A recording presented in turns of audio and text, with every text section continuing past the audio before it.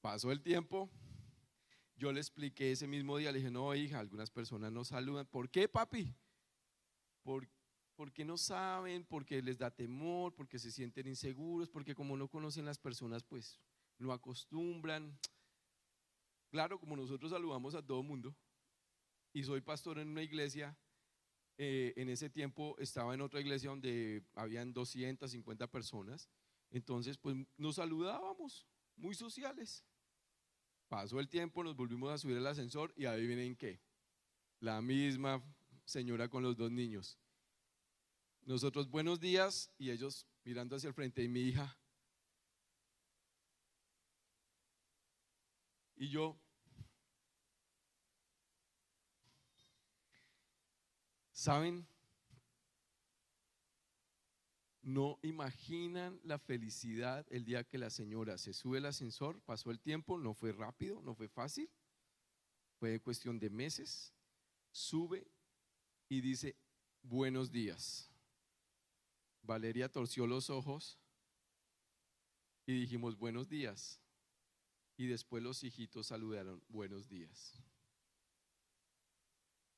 Porque nos conocieron, porque se dieron cuenta que no mordíamos. Y a veces es así con Dios. La gente no conoce de Dios y no sabe cómo relacionarse con Dios. Y Dios nos permite tener una necesidad y una sed de conocimiento. Y esto no está mal. He acompañado a algunas generaciones de líderes en iglesias donde es un problema tener adolescentes o preadolescentes en un tiempo para adultos, inclusive niños. Y entonces hemos caído en el riesgo grandísimo de que en momentos de iglesia, para que niños no distraigan, adolescentes no distraigan, preadolescentes no distraigan, lo sacamos. No está mal, es una forma pedagógica. El asunto es que después nos toca, cuando son adultos, insistirles para que vengan a una reunión. Piénsenlo. ¿Cómo vamos a hacer esas transiciones de manera sana sin crear barreras entre las generaciones? ¿Saben cómo? Amando el conocimiento. Que las personas pregunten el por qué y que busquen respuestas. Ese mismo ejemplo sirve porque si estamos en un auditorio donde hay niños o preadolescentes y tienen la libertad de preguntar, lo van a hacer. Y nosotros como adultos queremos callarlos. Créanme, he podido acompañar muchos eventos de adolescentes y hay personas que me dicen, mira, no le vas a hacer preguntas, porque acostumbro a interactuar con ellos, porque se van a distraer. ¿Saben? Jesús usó un método para conocer, muy importante, y fue el hacer preguntas, el método mayéutico, socrático. A partir de preguntas se buscaban las respuestas. Para la época de Jesús ya había y existía estos elementos pedagógicos dentro de la cultura romana, porque eran griegos. Y Jesús los aprovechó. Examinen ustedes las escrituras y vean la cantidad de veces que Jesús hizo preguntas y hacía contrapreguntas. Cuando Pilatos le dijo, ¿eres tú el rey de los judíos? ¿Cómo respondió Jesús? Tú lo has dicho. Y eso es una forma de revertir socráticamente una pregunta. No lo digo yo, no lo declaro, tú lo estás declarando. Amar el conocimiento es muy importante, tan importante que hacer preguntas difíciles debería ser normal en las iglesias. El asunto es que queremos limitar las preguntas, no solamente porque muchas veces no tenemos las respuestas, sino porque es más fácil decirle a la gente qué debe o no debe hacer. No sé ustedes, pero cuando yo conocí de Jesús, lo primero que intenté preguntar es, ¿y ahora qué? ¿Cómo me debo comportar? ¿Y ahora qué debo hacer? ¿Y ahora cómo me debo vestir? Y en sistemas religiosos que quieren simplemente controlar, es muy fácil dar esas respuestas. No escuches cierta música, vístete de esta manera, peínate de esta forma. Te dan las respuestas y te dicen cómo y qué debes hacer y no debes hacer. El asunto es cuando tú te tienes que enfrentar a la realidad fuera de la iglesia, cuando no hay nadie diciéndote qué debes o cómo debes comportarte. Y esto simplemente lo podemos desarrollar cuando conocemos la persona de Dios. ¿Cómo es Dios? ¿Quién es Él? Y cuando yo anhelo llegar a parecerme a Jesús a través de lo que conozco de Dios, de desarrollar mi conocimiento a través de la relación personal con Dios y deseo parecerme a Él. Amar el conocimiento es una forma, una manera que Dios usa para que nosotros lo busquemos. Jesús dijo: yo soy el camino, la verdad y la vida, pero es un término muy fuerte a nivel filosófico.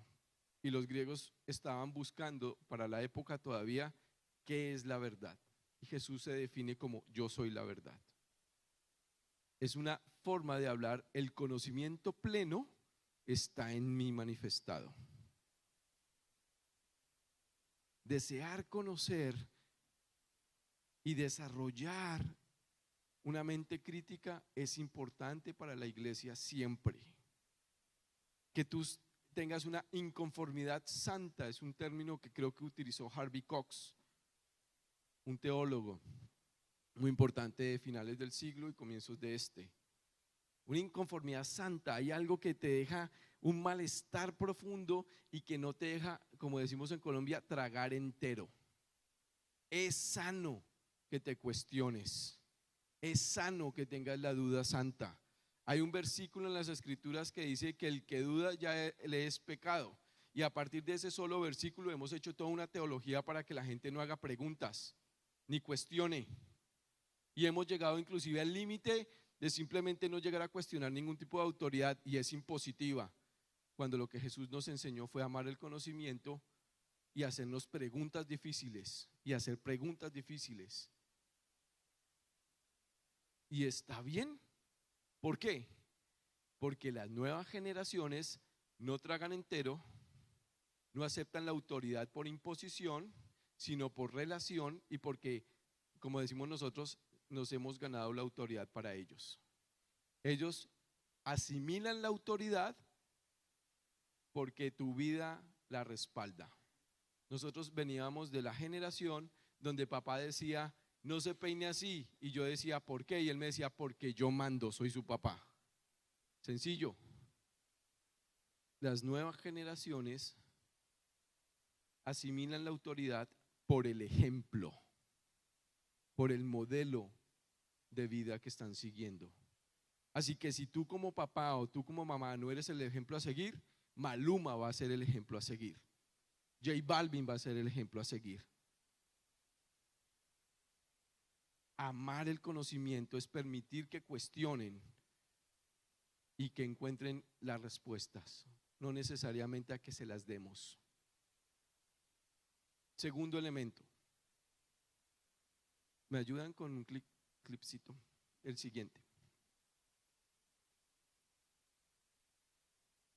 Anoche les decía que conozco personas que inclusive una mamá le alistaba la ropa a sus hijos de 24 años, 19 años y a su esposo. Tenía 3 varones en la casa, uno de 24 años, 19 años el siguiente, y su esposo, digamos, de 52 años, por decir algo. Y ella todos los días tenía que alistar la ropa que iban a usar. ¿Es en serio? Y yo, cuando veía este cuadro, Pues no me cabía en la cabeza que una persona de 51 años no tuviera la capacidad y la autonomía para elegir qué ropa ponerse. Pero además de eso veía lo desastroso que era que le estaba traspasando eso a la siguiente generación. Mira, la autonomía es la capacidad de autogobernarse y de tomar decisiones por sí solo.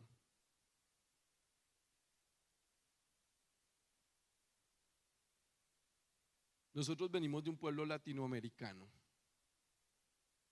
Panamá y Colombia tenemos muchas raíces que han permeado nuestras culturas y que nos amarran. Nuestras universidades están llenas de gente que no les enseñan a pensar, sino que les enseñan a ser obreros para que otros los manden. Piénsenlo. Las universidades del primer mundo acostumbran a la gente a empoderarlas para que gobiernen y dirijan. Nuestras universidades nos enseñan a trague entero, no cuestione, no piense y obedezca. Las nuevas generaciones no son así. Los que están aquí, ellos ya eligen y deberían estar eligiendo qué ropa ponerse a los 4 o 5 años. Y al tiempo en que tienen la autonomía para elegir qué ropa ponerse, deberían tener el desarrollo de su edad para hacer quehaceres y responder por obligaciones en su edad a la edad que tienen. Mínimo a los 7 años ya deberían tender su cama. Porque tenemos un problema muy grande en Latinoamérica y eso lo vemos en nuestra forma de conectarnos, por ejemplo, con elementos externos, llámese moda o tecnología. En mi generación era muy importante la ropa y en los años 80 entró el boom de las marcas y en mi generación era importante que tú usaras tenis de cierta marca. Para los jóvenes hoy en día eso no importa, lo que importa es qué tipo de celular tienes. ¿Saben qué tiene que ver eso? Que en Latinoamérica nosotros basamos nuestra identidad con lo que tenemos, no en lo que somos, porque no tenemos autonomía.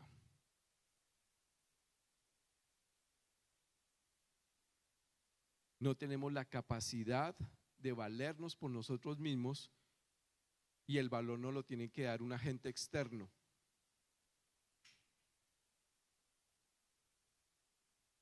La autonomía no es independencia. Autonomía no es independencia. Y esto lo explico mejor desde Edén. Adán y Eva fueron creados para llegar a tener una relación con Dios íntima y profunda.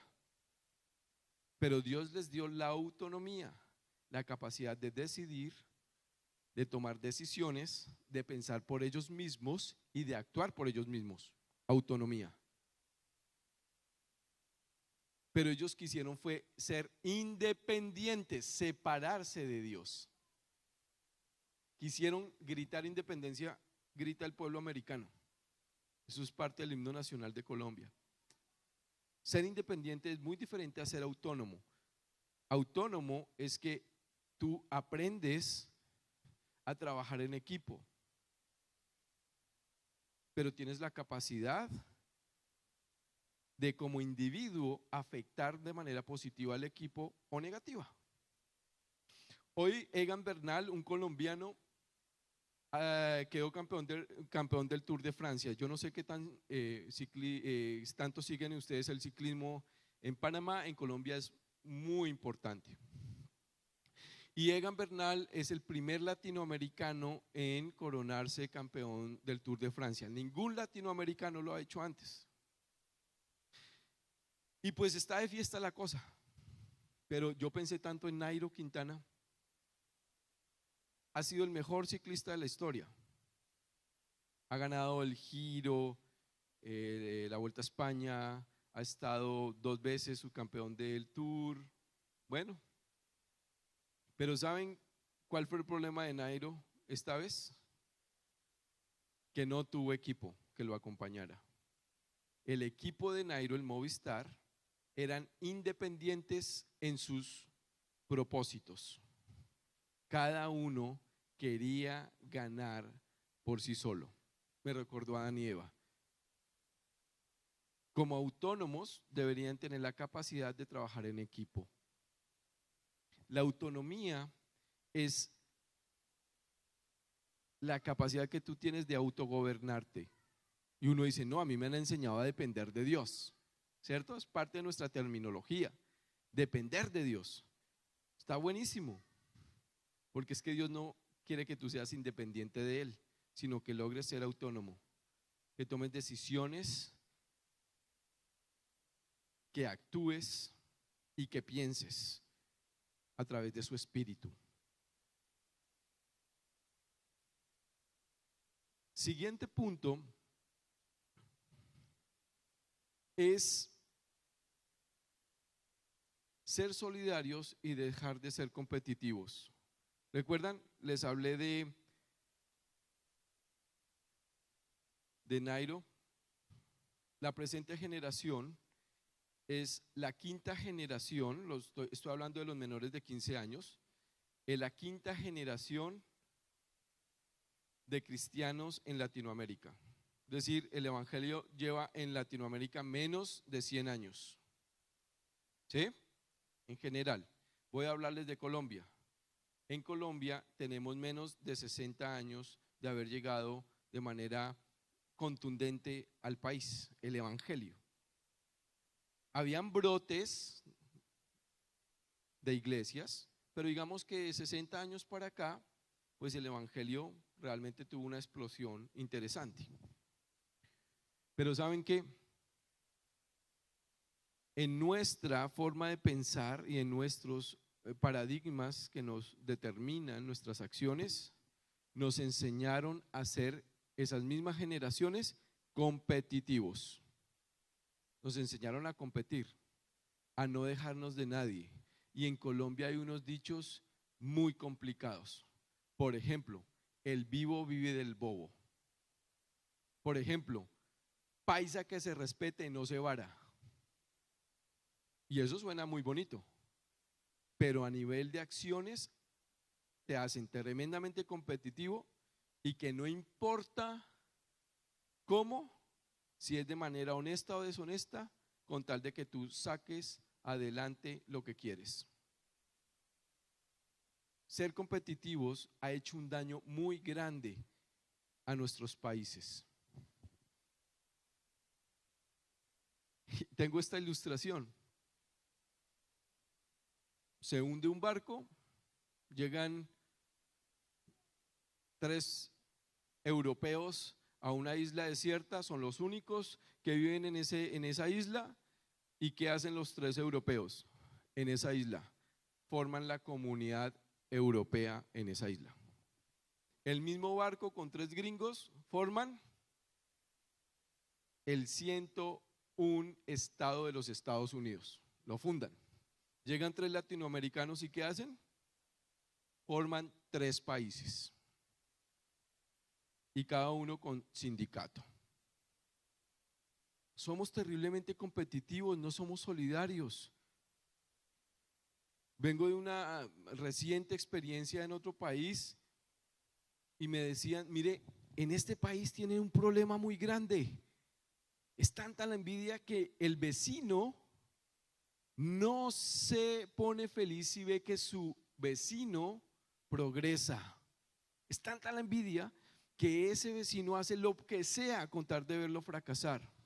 Y no nombro el país para que no sea, y lo decían personas de 30, 40 años observando la cultura, o sea, no estaban inventando esto. Y yo ahí mismo pensé en Colombia, que es donde yo me permito hablar, de donde yo permito hablarme, y digo, pues nos parecemos. Somos terriblemente competitivos, pero además de eso, no estamos buscando el bienestar del vecino, sino el propio. Entonces, no me importa si pongo música que trasnoche a todo el conjunto porque yo quiero estrenar mi equipo de sonido. ¿Por qué? porque es que el equipo de sonido me da un plus, es un agente externo que me da un estatus, porque esa es nuestra mentalidad pobre latinoamericana. Que todo el mundo sepa que tengo un equipo de sonido que es capaz de tortear los vidrios del edificio. ¿Notan este asunto tan difícil? ¿Qué es lo que potenciaría o empoderaría a las nuevas generaciones? Las presentes generaciones necesitan aprender a trabajar en equipo, necesitan aprender a ser solidarios. Solidarios. Necesitas ayudar a que aprendan ellos a colaborar en la casa porque son una común unidad la familia. Va a ser muy complejo que aprendan a ser una comunidad de fe si en su propia casa no son comunidad. Y como pastor de jóvenes, yo era repelente para utilizar el día sábado en la mañana en Bogotá, porque pues el día sábado en la mañana es para que hagan oficio. Y tú no sabes, el adolescente es fascinado si uno como pastor de jóvenes pone actividad los sábados desde temprano, hay práctica deportiva, hay escuela de fútbol, ahora tenemos una escuela de misiones y se desaparecen el fin de semana y no hacen nada de oficio en sus casas. Pero están metidos en la iglesia. Necesitan aprender a ser solidarios, a ayudarle a mamá. Es que ni siquiera es ayuda, es un deber. Necesitan ayudar mire, no hay nada más triste que ver unos muchachos súper bien perchados, unas niñas súper bien vestidas, pero no lavan ni siquiera la ropa. No son, mira, pueden dormir el fin de semana, tienen el fin de semana vida de esposos con sus novios o sus novias. Pasan el fin de semana con sus novios, sus novias. Tienen vida marital el fin de semana y el lunes llegan a pedirle al papá plata para el bus.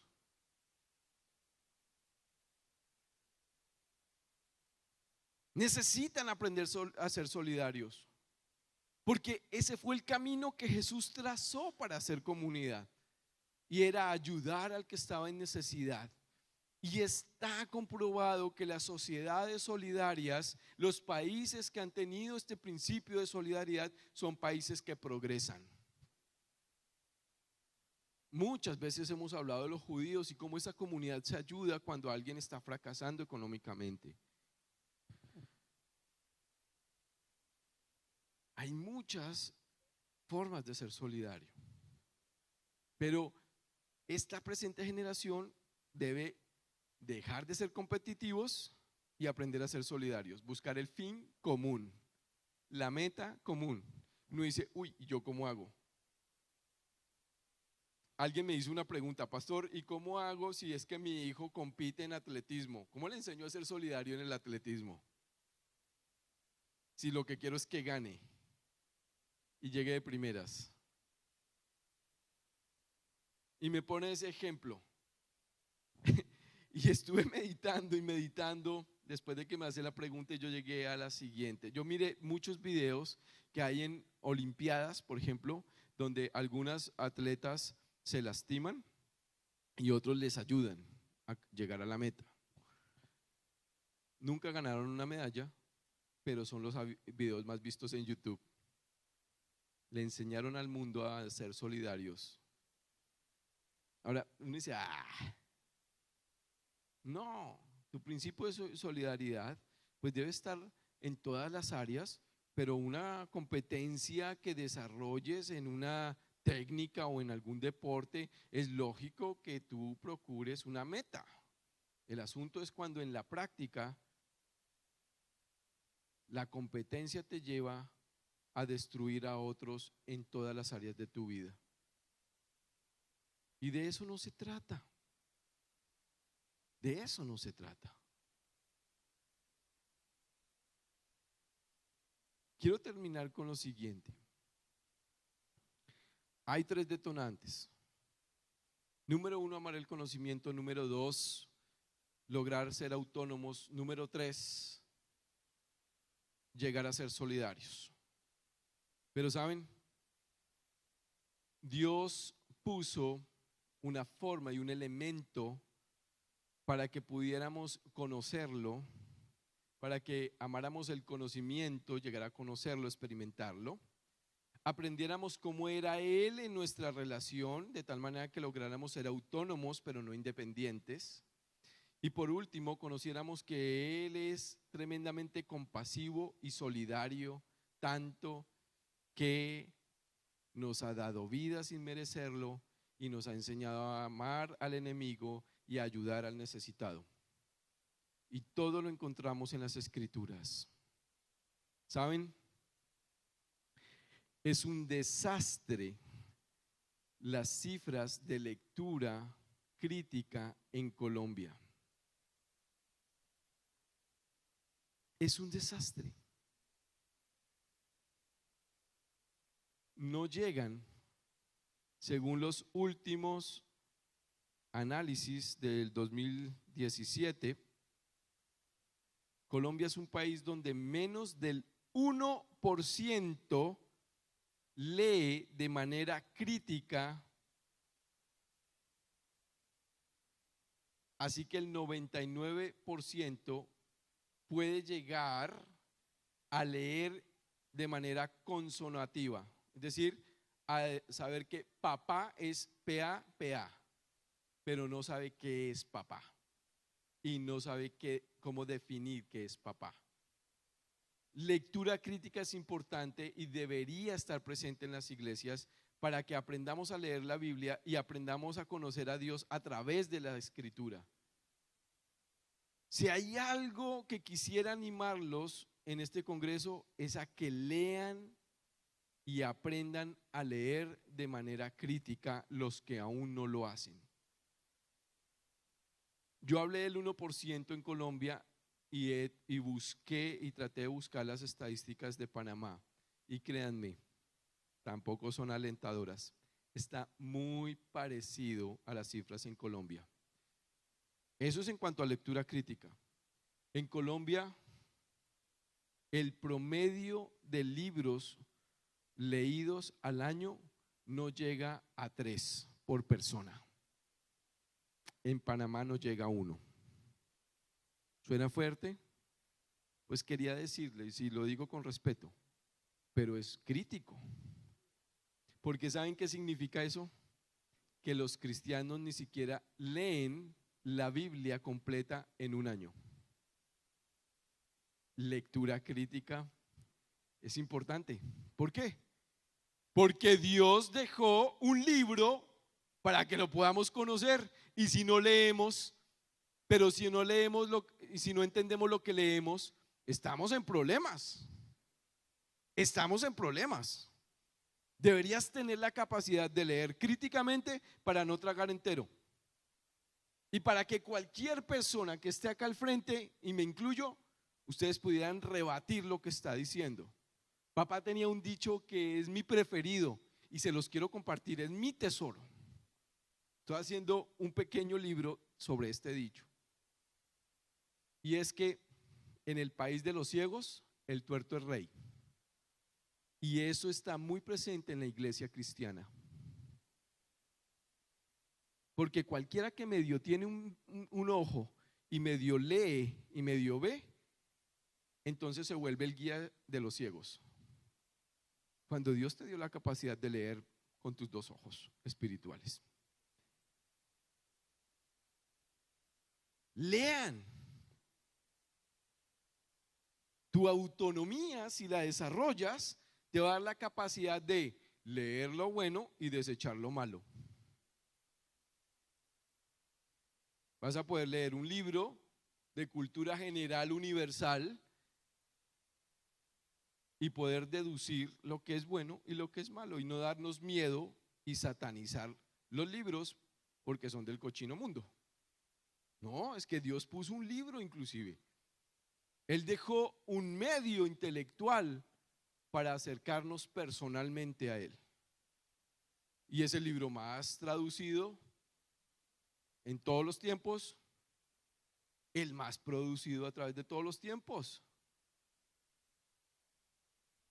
Leer es importante. ¿Saben qué es lo desastroso? que la iglesia se ha perdido por el camino frente a pensar, es decir, amar el conocimiento, lograr autonomía y ser solidarios, porque no leen las escrituras. No la leen, no conocen a Dios a través de la Biblia. ¿Saben? Es normal que los jóvenes digan que no quieren decir que son cristianos en la universidad porque se burlan de ellos. ¿Qué es lo que piensa el mundo acerca de los jóvenes que van a una iglesia cristiana? Que son ignorantes.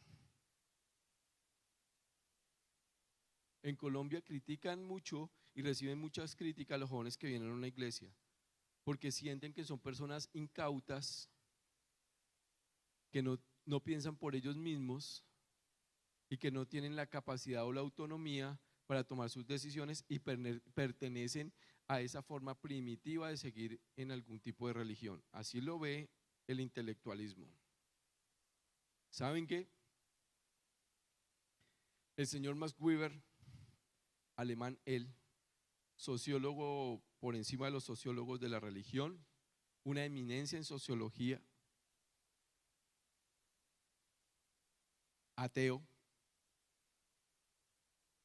hizo un libro, hizo muchos libros, pero este es un libro del que voy a citar esto. En su libro La ética protestante y el espíritu capitalista, dijo y reconoció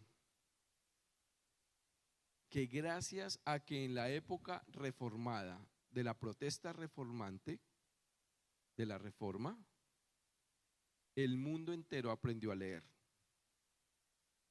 Fueron los reformadores que le enseñaron a Occidente a leer, porque antes de la reforma el catolicismo tenía controlado el acceso a la educación y no enseñaban a leer. Es más, sus ritos eran en latín para que nadie entendiera. Y solo un grupo selecto tenía la iluminación, la capacidad de conectarse, de manejar la Biblia de manera mística. Fue el protestantismo histórico el que le enseñó a leer a Occidente. Porque todos estos reformadores dijeron, si Dios dejó un libro, y este libro es la Biblia, la gente necesita conocer a Dios a través de la Biblia, pero no saben leer. Vamos a enseñarles. Las grandes universidades históricas de Inglaterra tuvieron un cimiento cristiano, protestante. No nos debería dar miedo el intelectualismo, ni leer, ni tener un pensamiento crítico.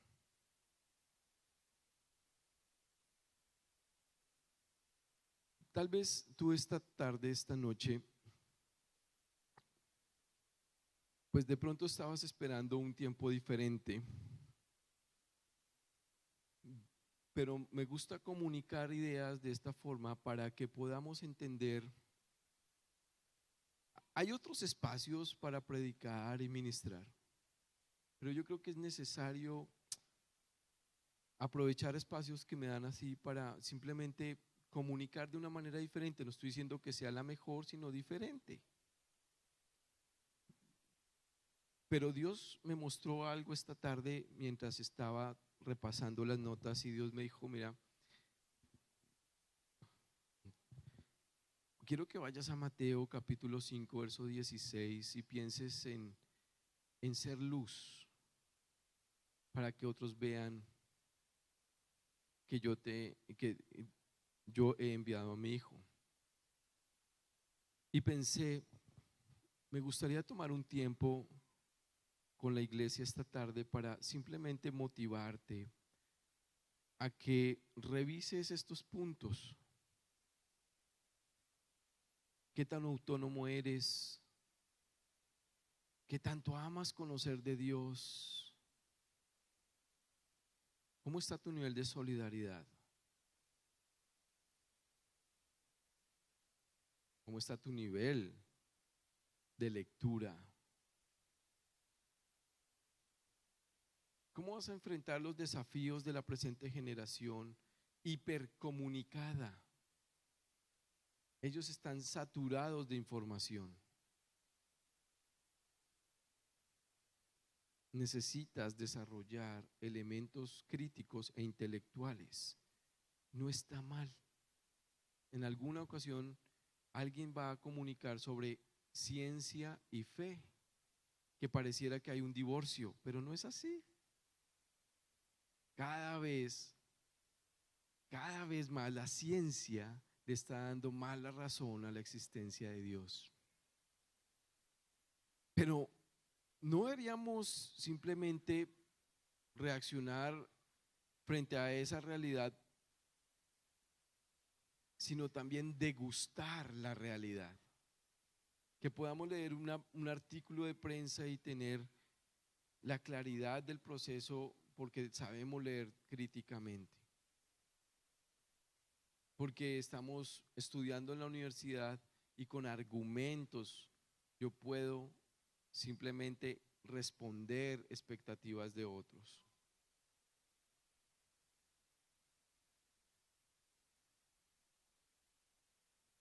No sé qué sigue, Joab, yo estoy terminando, pero quisiera dejarlos con eso en mente. No nos dé miedo preguntar, hagan las preguntas difíciles y háganle las preguntas difíciles a Dios. Bueno, muchas gracias.